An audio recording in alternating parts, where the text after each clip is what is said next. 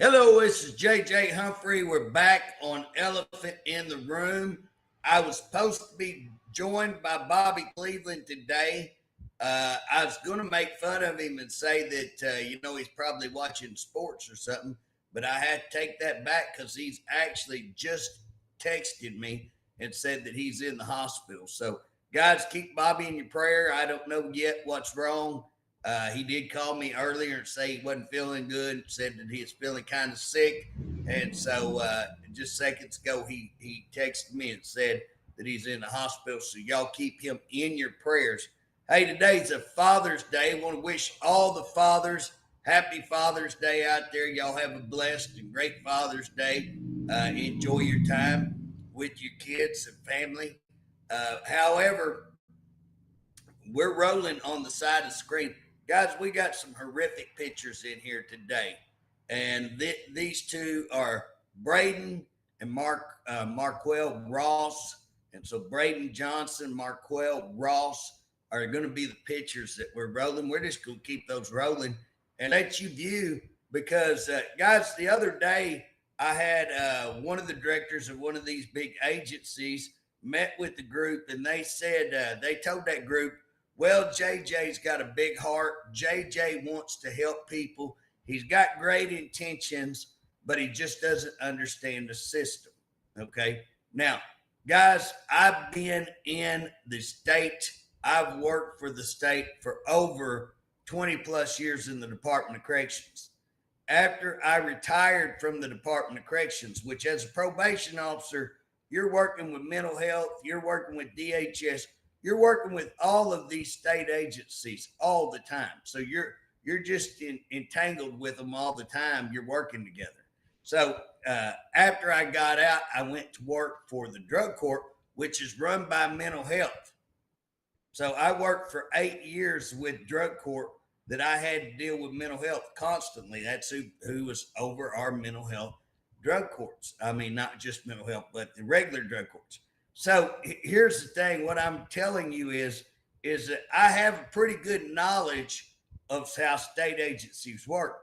Now, these people that Governor Stitt has put in charge of our state agencies have never worked for state agencies, work in those state agencies, have no idea. I mean, are totally clueless as to what's going on in these. And they do not have, one, they don't have the knowledge to do it, but two, they don't have the guts to do what it takes to fix these institutions. But today, on this Father's Day, because guess what?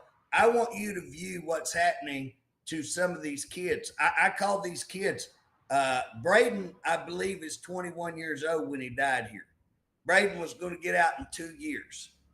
If you look at inmate Ross, Marquell Ross, guess what? He only had a 2 year sentence. He was a passenger in a car that was stolen. It's amazing that he was even in prison, but for him to get a 2 year charge, end up at OSP.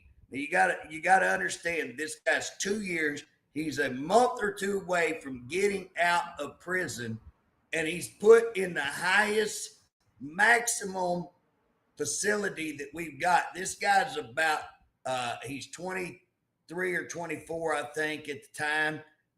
He's like 5'4", weighs 130. Now, guys, I'm a shorter guy. I'm about 5'6", and I weigh probably 180, 190.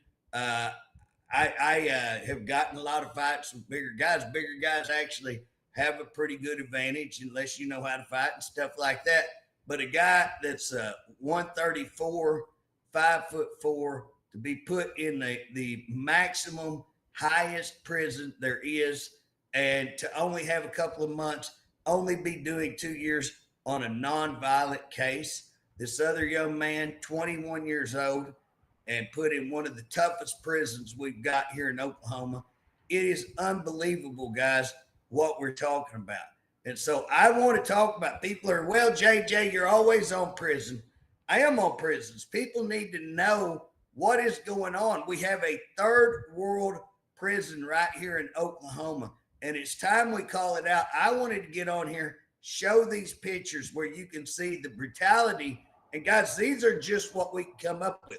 Let me tell you about just in the last, since about June started, really in the last 10 days. It's not just since June.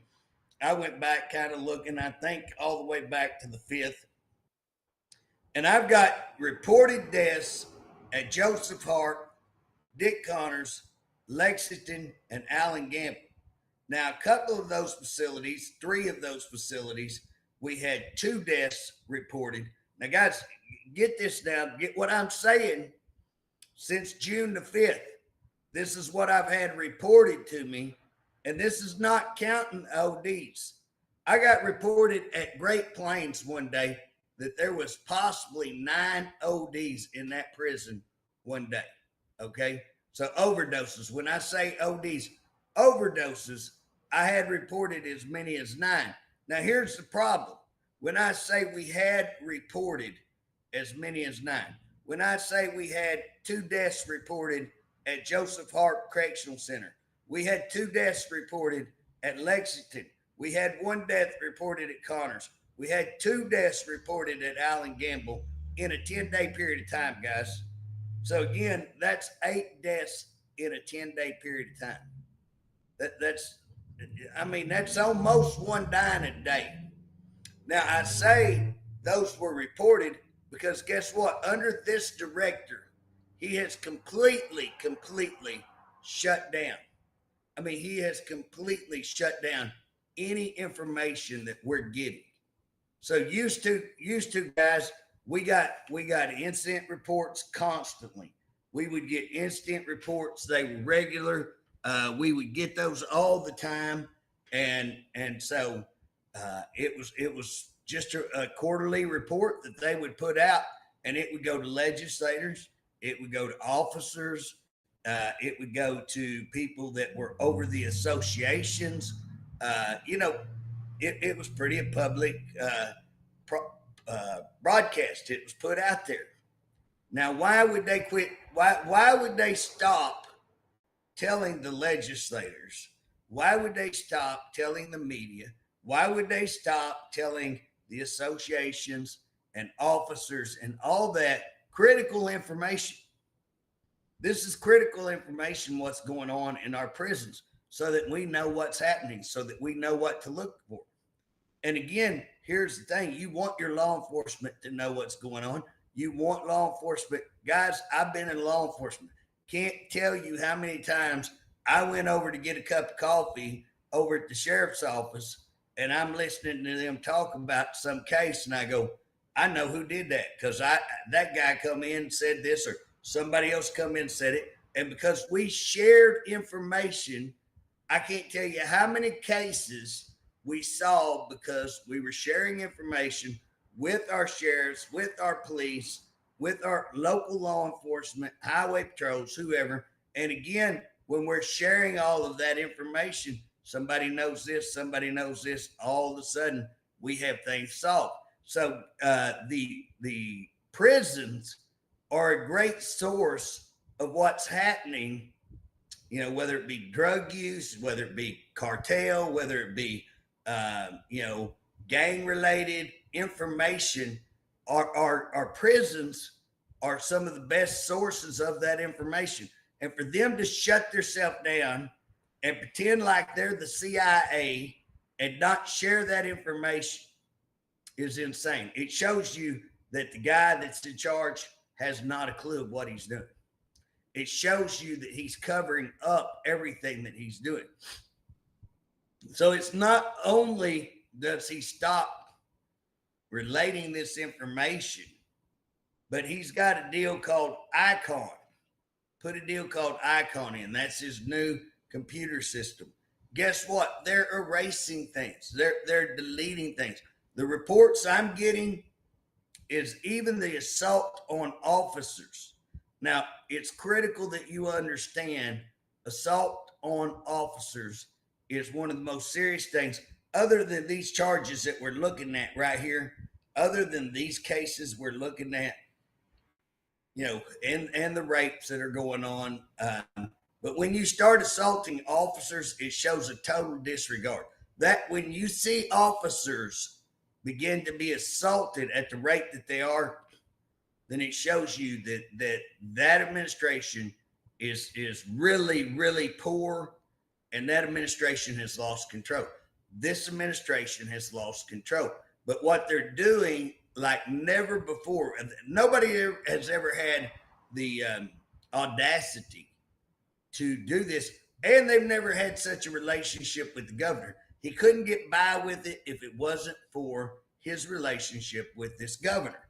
And so when I say that this director and the governor has this blood that we're looking at, has that blood on their hands, guess what? I'm serious, because again, this director would not be allowed to get away with all of these murders and all of these assaults, all the extortions, all the rapes that he has covered up, the other human rights violations that he has covered up.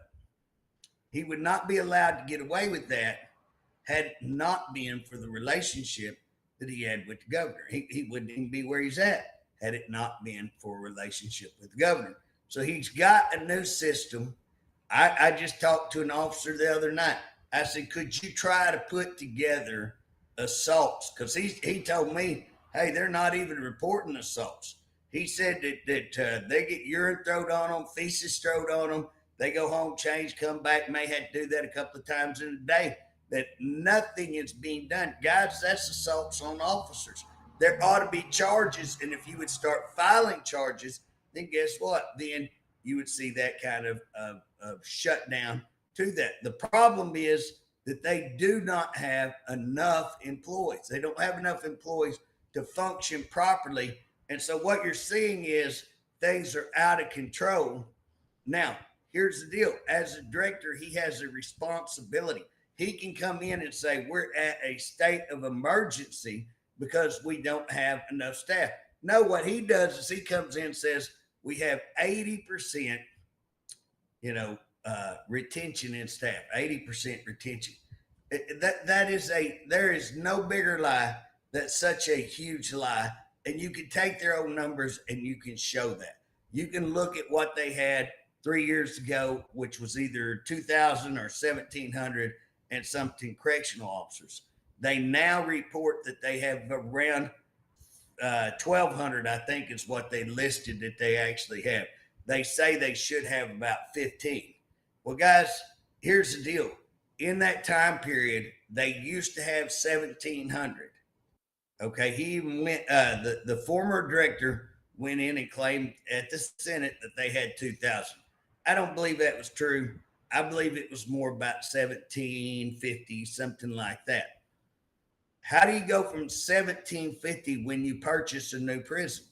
So they purchased Holdenville. Okay, they purchased Holdenville.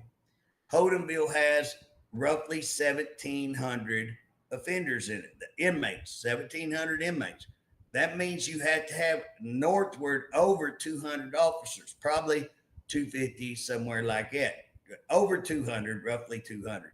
So how can you go from 1,700, but you purchase a prison that requires 200 more officers, and yet you're saying you only need 1,500 officers? The number of inmates has changed a little bit, but it's pretty held steady. So how did you drop 400 and something officers and then turn around and claim that you've had an 80% retention rate? It's a head scratcher. I can't figure it out. And again, I wouldn't be here yelling and screaming and harping on these things if it wasn't for the pictures that we're looking at right there. If it wasn't for them covering up that young man right there that was beaten to death, guess what? DOC never notified his family.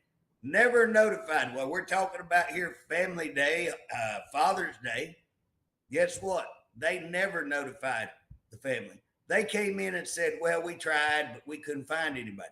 Well, there's another group notified the family that he had just been transferred.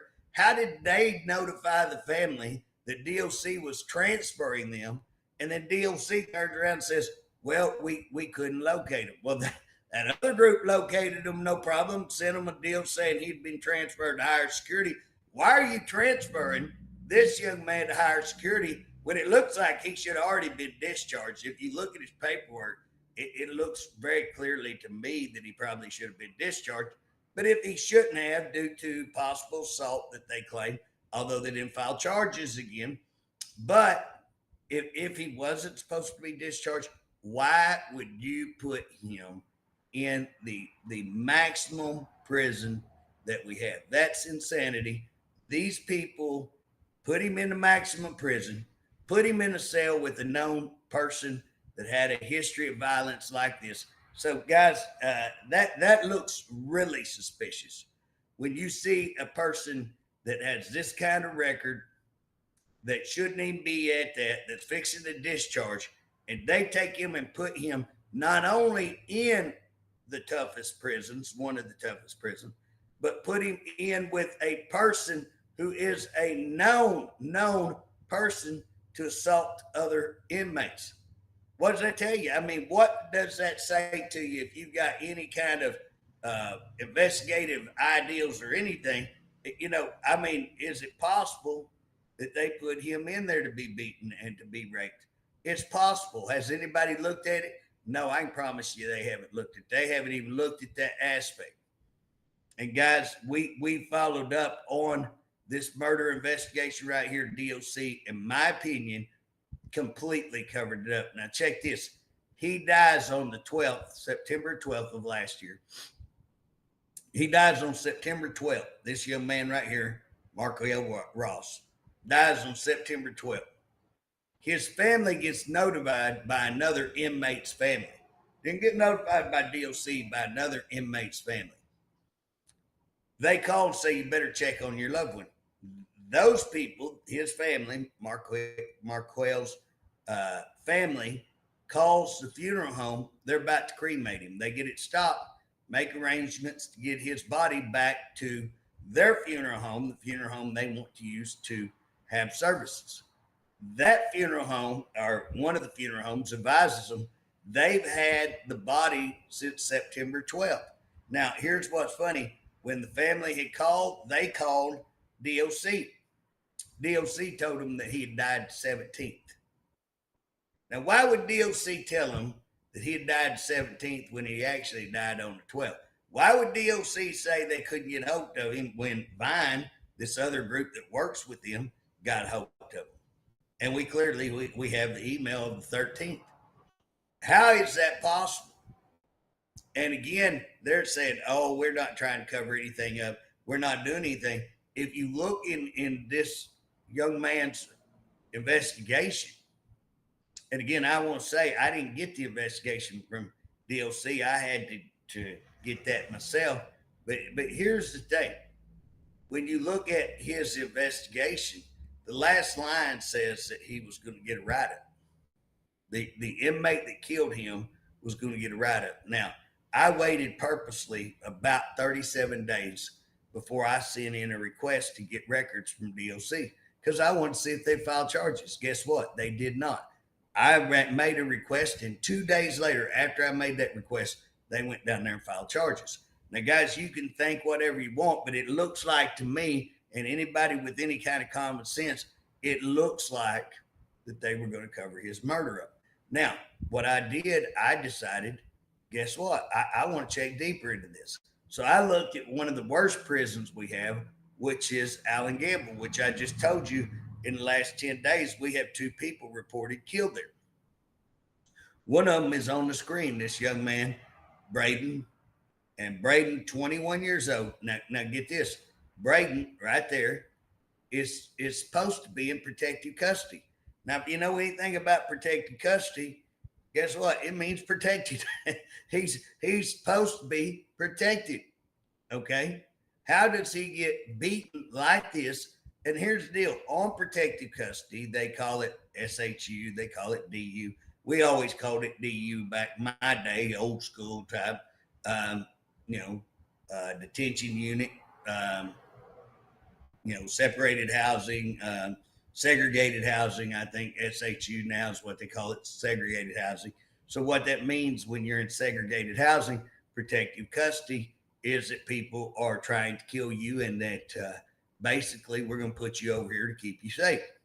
Now, I will tell you, most, not most, they will have, that's a fixed post. So those protective custody units are fixed posts. They're supposed to have so many officers on that at all time. Okay, how does a person look? Look at. I want you to just see how bad this young man was